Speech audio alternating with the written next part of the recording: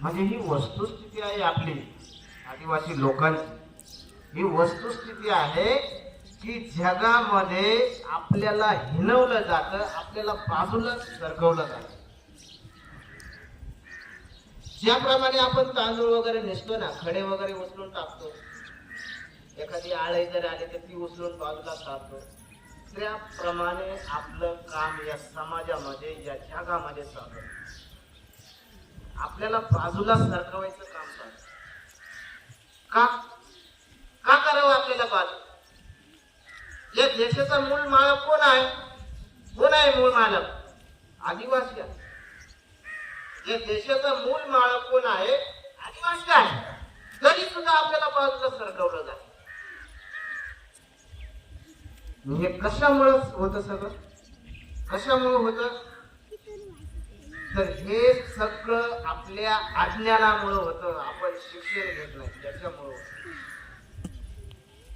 आपल्याला समजतच नाही। 9वी पर्यंत शिकलो बसलो जातो, 9वी पर्यंत शिकलो बसलो जातो।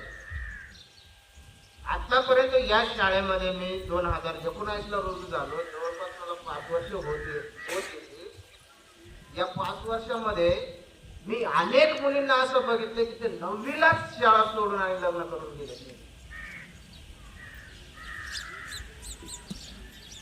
असे मुलं पास होतात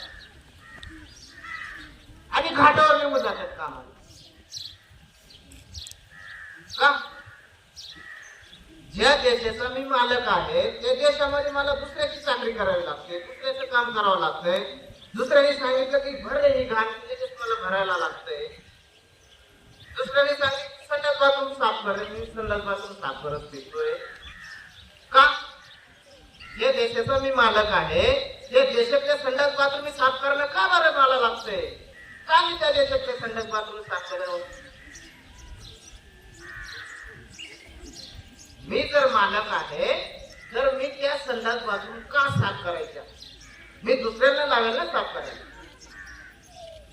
परंतु असं होतच नाहीये या भारत देशामध्ये, असं होतच नाहीये।